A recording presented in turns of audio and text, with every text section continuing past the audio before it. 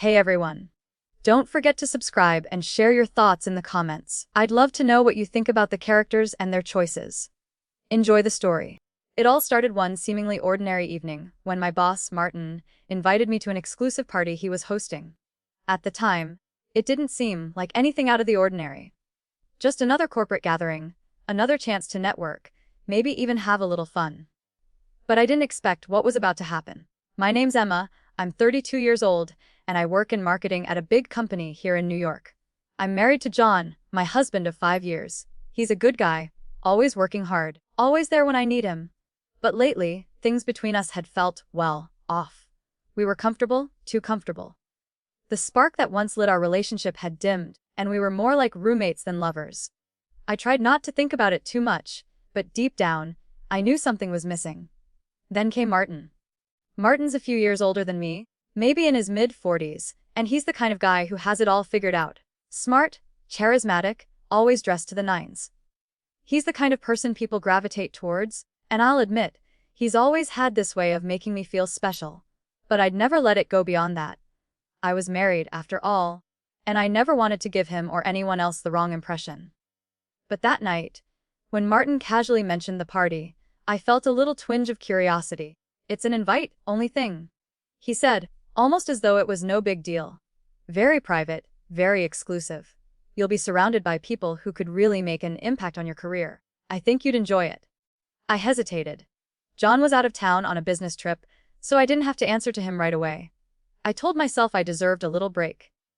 It's just a party, right? Besides, Martin had always been professional, and the invite wasn't anything to read into. Still, there was a nagging feeling in the back of my mind.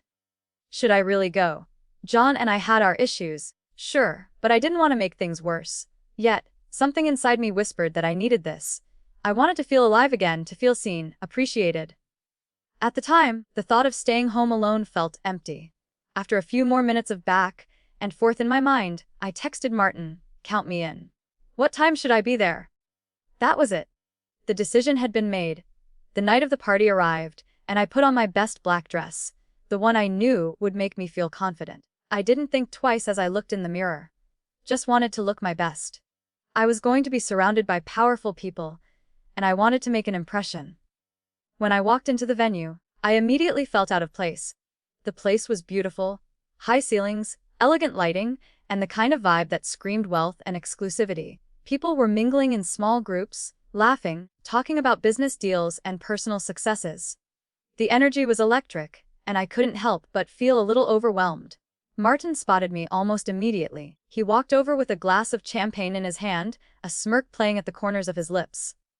"Emma," he said, his voice smooth and reassuring. "You made it. I knew you'd come." "Thanks for the invite," I said, trying to sound calm. But there was something in his eyes that made me feel like I was being scrutinized, as though he could see right through me. He led me to a corner of the room, where we chatted for a while. I'd been to enough corporate parties to know the drill. Talk, business, smile, try to network. But there was something different about tonight. Martin wasn't just the boss, he was paying me more attention than usual. He was leaning in a little too close when he spoke, his hand resting a little too long on my arm. At first, I thought maybe I was imagining it. But, as the night wore on, his flirtation became more obvious. His compliments were laced with something more, something deeper. "You know, Emma," he said after a while, "you've got something about you. There's this energy I can't quite put my finger on. People like you don't come around every day." I laughed nervously, trying to dismiss it as harmless flattery. But part of me was flattered. I hadn't felt special in a long time, and here he was, telling me I was something rare. The attention felt good. At some point, I excused myself to grab another drink. I wasn't used to drinking much, but the champagne felt light and bubbly in my system. My head was beginning to spin a little, and I was starting to feel relaxed. Almost too relaxed. When I returned, Martin was waiting for me, and there was something in his eyes that was hard to ignore. He leaned in a little closer than before, and I could feel the heat of his body just a few inches away from mine. "You've got this aura about you," he said softly. "I can't help but be drawn to it. You know, you deserve so much more than you're getting." I didn't know how to respond. We were standing in a quieter part of the room, away from the others, and suddenly, it felt like the whole world faded out. I could hear the soft murmur of voices in the background, but all I could focus on was him. His words, the way his breath felt against my skin, the way his eyes locked onto mine. Before I even realized what was happening, he kissed me. It was sudden, unexpected, and I froze for a moment, my mind racing. But then, it didn't feel wrong. The kiss was slow, deliberate. He was gentle, but there was something commanding in the way he held me. It was everything John wasn't anymore, passionate, intense, and without hesitation. I pulled away quickly, my heart pounding. I can't do this, I said, my voice shaky. But Martin just smiled. You're not doing anything wrong, Emma. Sometimes we just need to feel alive again. I didn't know what to say. A part of me knew I should stop it right there, that I shouldn't let it go any further. But another part of me was so tired of feeling invisible in my own life. And in that moment, I chose to let go. I told myself it was just a kiss, that it wasn't the end of the world. But deep down, I knew it was more than that. What happened next, though, was far from simple. The rest of the night felt like a blur, a whirlwind of emotions, flashing lights and half-formed thoughts. I tried to shake off what had just happened between Martin and me, but I couldn't.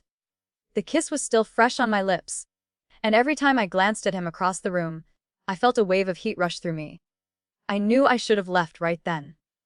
I should have grabbed my purse and walked out, gotten into a cab, and gone straight home to my husband, who was waiting for me. But I didn't. There was a strange magnetic pull between us now. Every time Martin spoke to me, he did so with this intense, almost possessive gaze that sent shivers down my spine. His compliments became bolder, his touch more lingering. He wasn't just my boss anymore. He was something else. A temptation I couldn't ignore. Eventually, I found myself standing alone with him again, away from the crowd. The alcohol had made my mind hazy, and the loneliness I'd been feeling in my marriage, the emptiness that had built up over months of routine and unspoken distance, seemed to melt away in Martin's presence. Why don't we get some fresh air? He suggested, his voice low, smooth, coaxing. It's too crowded in here. I hesitated. My mind screamed at me to stop, to walk away and go home, where I belonged. But my body, my heart, was pulling me in the opposite direction. I'm not sure, I said, my voice wavering. He smiled, a smile that seemed to promise something dangerous and irresistible. Just for a minute. I won't bite, Emma. I just want to talk. I didn't say anything else. I followed him through a side door onto a balcony. The cool night air hit my skin, and for a moment, it felt like I could breathe again. The city sprawled out before us, glittering lights and distant sounds, but all I could focus on was him. We stood there in silence for a few moments, the only sound the hum of the city below. Martin leaned against the railing, glancing at me. I felt a pull in my chest, the undeniable attraction I'd been trying to suppress all night. You know, you're more than just a pretty face, Emma, he said, his voice steady but filled with something deeper. You're smart, talented, capable. I've noticed you for a while, you know. You've got potential. You just need someone to push you in the right direction. I looked down, feeling a mixture of guilt and longing.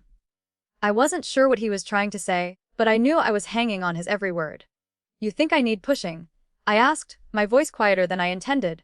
Martin chuckled, taking a step closer. Not in the usual sense. I think you need someone to make you see just how much you're worth. And not just in the office. I think you deserve to feel wanted, Emma, truly wanted. His words hit me harder than I expected. They lingered in the air between us, heavy and intoxicating. For so long, I'd felt invisible to John. I'd felt like I was just going through the motions. But Martin saw me. He saw something in me that I hadn't even realized I was craving. Without thinking, I stepped closer to him, drawn by the tension that had built up between us all night. Martin didn't pull away. He reached for me, his hand brushing my cheek, and this time, I didn't stop him. His lips found mine again, and this time, I didn't pull away. It wasn't just a kiss anymore. It was something more, something that felt too good to stop. The weight of it, the forbidden nature of it, made everything feel sharper, more intense. I could feel my pulse racing, my body responding to his touch in ways I hadn't expected. Before I knew it, his hands were on my waist, pulling me closer. I was trembling, partly from the cold, partly from the rush of what was happening. The rational part of my mind screamed that I needed to stop, that I was betraying my husband, but the part of me that had been neglected for so long, the part of me that had been starved for attention, for affection, was alive, burning with desire. We didn't speak after that. There was no need for words. The kiss deepened, and I let him lead me, let him take control of the moment. My thoughts scattered, my mind clouded with a mix of guilt and exhilaration. In those moments, I didn't feel like a wife. I didn't feel like I had responsibilities or promises. I felt free. I don't know how long we stayed there, but eventually, the sounds of the party inside began to filter through the door, reminding me of where I was, of who I was. I pulled away from him, my chest heaving as I tried to collect myself. "I need to go back inside," I said, my voice shaky. Martin smiled, a smirk that felt both knowing and satisfied. "Of course. But remember, Emma, this isn't the last time we'll talk." I didn't know how to respond to that. What could I say? I couldn't deny that I was both terrified and strangely thrilled by what had just happened. But I also knew that things had shifted in a way I couldn't undo. As I walked back into the party, my heart was pounding. I felt like I had crossed a line, but I wasn't sure if I regretted it or not. The night wore on, and I tried to push the events of the balcony out of my mind, but they wouldn't go away. Martin kept finding reasons to pull me aside, to talk to me, and every time I was near him, I felt that same pull. By the end of the night, as I said my goodbyes and walked out the door, I knew one thing for sure. I couldn't go back to being the woman I was before. Something had changed in me, something that couldn't be undone. And that terrified me. When I got home, John was already asleep. He hadn't asked any questions, and I didn't offer any answers. But I could feel the guilt eating at me as I climbed into bed beside him. What had I just done? What had I become? The next few days were a blur of guilt and confusion. I couldn't stop replaying the moments with Martin in my mind. Every time I closed my eyes, I saw his face, felt his touch, heard his words. There were times I'd even catch myself smiling at a memory, only to immediately be hit with a wave of shame. John didn't seem to notice anything was wrong, or at least he didn't say anything. He was busy with work, and we'd fallen into our usual routine of polite conversation, dinner, and then sleep. But I couldn't shake the feeling that I was lying to him, living a lie that was eating me alive from the inside out. Martin kept texting me. At first, it was casual. Just checking in, making sure I was okay after the party. But soon, the messages became more frequent, more personal. He'd compliment me on my work, ask how my day was going, and sometimes, he'd make remarks that made my heart race. He never outright said it, but I could feel the tension in every word. He wanted more. I wanted more. And that terrified me. One afternoon, after a long day at work, I found myself staring at my phone, contemplating whether I should reply to one of Martin's texts. Just as I was about to type something, my phone buzzed again. It was John. "Hey, I just got home early." The message read, "I was thinking we could have dinner tonight, just the two of us. I miss you." I stared at the message for a while, my mind racing. I missed him too. Or at least, I missed the idea of him. The man I'd married, the one I'd promised to spend my life with. But somewhere along the way, I had lost sight of who he was, who we were together. I swallowed hard, typing a quick reply. "Sounds good. I'll be home in an hour." When I walked into our apartment that evening, John was already in the kitchen, cooking dinner. His back was to me, and I took a moment to just watch him. He looked so normal, so steady. The kind of man you can count on. The kind of man who would never betray you. But I had betrayed him. And every time I looked at him, I felt like a fraud. "Hey?" I said, my voice softer than usual. "I'm home." He turned around with a smile, his eyes lighting up when he saw me. "Hey, babe. Dinner's almost ready. I figured we could have a nice quiet night together." I smiled weakly and made my way over to him, wrapping my arms around his waist from behind. For a moment, I just breathed in his familiar scent, the warmth of home, of the life we had built together. But then I remembered Martin. The kiss. The things we'd done. And I pulled away, guilt gnawing at me. "John, can we talk for a second?" I said, my voice faltering. He turned to me, concern etched on his face. "What's going on? You don't look like yourself?" I hesitated, unsure of how to start. Should I tell him everything? Should I confess? I wanted to, more than anything, but I was terrified of the consequences, terrified of losing him. I've been feeling a little off lately." I began, my voice trembling. I don't know, like something's missing. Between us." He nodded, his expression softening. "I know, Emma. I've noticed it too. Things have felt different lately. We've been kind of distant. I'm sorry I've been caught up with work, but I don't want to lose us. You mean everything to me?" His words hit me like a punch to the gut. He was trying. But I wasn't. And I couldn't help but feel like a part of me had already left him. I don't know what to do anymore, I whispered. I've been feeling so alone, John, like I'm just here, going through the motions. But I'm not really living. I don't know how to fix it. He stepped closer to me, his hand gently touching my arm. We'll figure it out, Emma. We've been through so much together. We can work through this. Just talk to me. Let me in. Let me help. His words should have been a comfort, but they felt like a weight I couldn't bear. Because how could I tell him the truth? How could I tell him that I had kissed another man, that I had felt something with Martin that I hadn't felt in years with John? I took a deep breath, trying to steady myself. John, I need to tell you something. I don't know how to say this, but something happened. And I don't know how to make it right.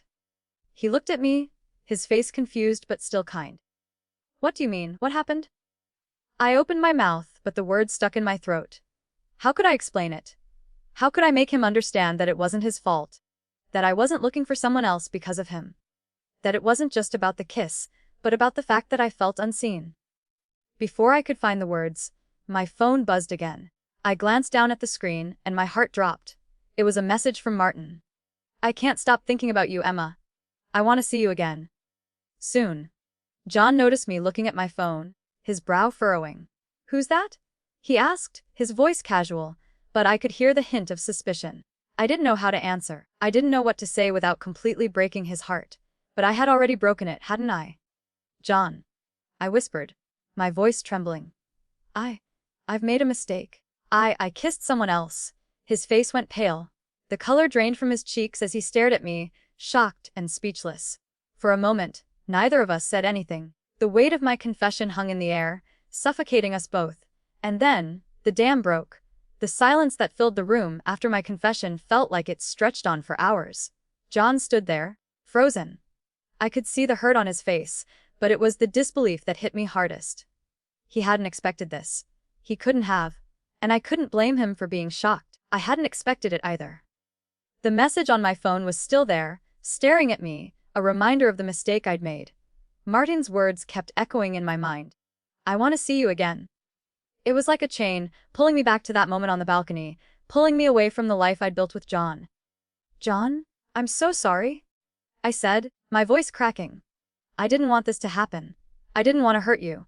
But I messed up. I reached out, but he pulled away, stepping back from me, his eyes filled with hurt and anger. Messed up. Emma, you betrayed me. You kissed someone else. You went to a party, and you didn't even think about me. What was going through your mind? Did you ever think about what this would do to us? His words stung, but they were fair. I hadn't thought about the consequences. I hadn't thought about him at all. I had been so wrapped up in my own feelings of loneliness, of wanting to feel seen again, that I hadn't considered what it meant for our relationship. I wasn't trying to hurt you, John. I whispered. I wasn't. I was just lost. I don't know what happened. I didn't go there to cheat on you. I didn't go there thinking this would happen. But it did. John shook his head, pacing back and forth, his hands running through his hair in frustration. This isn't just about a kiss, Emma. You went to that party. You went there knowing what you were doing. You let him kiss you. You let him in. I felt tears welling up in my eyes. I had no excuse, no defense for what I'd done. I'm so sorry, I repeated, feeling the weight of those words in my chest. Sorry? John's voice cracked as he turned toward me. You think sorry is enough? You think you can just say that, and everything will go back to normal? His words hurt more than I expected. And they were true. I couldn't just say sorry and expect everything to be okay. I knew I had shattered his trust, and I wasn't sure if it could ever be repaired. John, I don't know how to fix this, I said, my voice breaking. I don't know if I can. I know I messed up. I know I hurt you. But I love you. I don't want to lose you. John stopped pacing and looked at me, his eyes filled with pain. You love me? He asked, his voice barely a whisper. Then why did you let him kiss you, Emma? Why did you let him in when I've been here, trying to make things work with you? I thought we were a team. I was wrong, I said, my voice barely audible. I was selfish. I wanted someone to notice me. I wanted to feel like I mattered, like I was important. I didn't feel that with you anymore, and that's not your fault. It's mine. It's my mistake. But that's not what I want. I want us, John. I want you. I could see the conflict in his eyes. He wanted to believe me. He wanted to trust me. But how could he? I had broken his heart. I had taken something precious from him. For a long time, we just stood there, the air thick with tension. The weight of my betrayal hung over us like a storm cloud, and I wasn't sure how we could weather it. How could I fix what I had broken? I don't know if I can forgive you, Emma. John said finally, his voice soft but firm. I don't know if I can get past this. You've crossed a line, and I don't know how to come back from that. My heart sank. The reality of the situation hit me like a freight train. I had lost him. I had lost his trust, and maybe even his love, and it was all my fault. I'm sorry. I whispered again, feeling the tears begin to fall. I'm so sorry for everything. I never meant for any of this to happen. I don't want to lose you, John. Please, please don't give up on me. John didn't say anything for a long time. He just stood there, his eyes distant, lost in thought. Finally, he spoke, his voice hoarse. I don't know what we're going to do now, Emma. He said, his words heavy with resignation. I don't know if we can fix this. But I can't just pretend nothing happened. You need to figure out what you want. Because right now, I don't know if I'm the one you want. And I don't know if I can be the man you need. The words hit me like a slap in the face. I wanted to say something. Anything to make him believe in us again, but I couldn't. I knew he was right. I had been selfish, and now I was paying the price. I don't know what I want either. I admitted, my voice barely above a whisper. I don't know if I'm worthy of you anymore. I don't know if I deserve to be with you after what I've done. But I will do anything to try. I will do whatever it takes to make things right. John didn't respond. Instead, he turned away and walked toward the door. I could feel the distance between us growing with every step he took. I need some space, he said quietly. I need to think. I don't know what to do with all of this. And just like that, he was gone. I stood there, alone in the silence of our apartment, feeling more lost than I ever had before. What had I done? How had I let everything slip away like this? Martin's message from earlier was still on my phone. I want to see you again. For a split second, I thought about replying, about reaching out to him. But then I realized what that would mean. It would mean that I hadn't learned anything. It would mean I was still running from the problems I had created. Instead of facing them head-on, I looked at my phone and deleted the message. I didn't know what the future held. I didn't know if John and I would make it through this. But one thing was clear. I had to take responsibility for my actions. I had to figure out who I really was and what I truly wanted. And it wasn't going to be easy. But I had to try. Several months had passed since the moment John and I faced the truth. We both went through a whirlwind of emotions and pain, but despite it all, we decided to try and rebuild our relationship. It wasn't easy, and the process was slow. The first month was filled with arguments, tears, and silence, but neither of us gave up. We started therapy, tried to speak honestly, without masks. It was tough, but it felt like the only way forward. I realized I couldn't keep changing myself or my feelings to please others. I learned to appreciate John for who he truly was, and I understood that real love isn't just about passion, it's about trust, patience, and the work you put into it every day. John changed too. He became more open, more willing to listen instead of just reacting. Slowly, we began to rebuild what had been broken, but it wasn't instant. We still faced dark moments, but I believed we could get through them together. Martin faded from my life, just as that fleeting moment when I thought I was seeking something else did. In the end, everything I needed was already right beside me.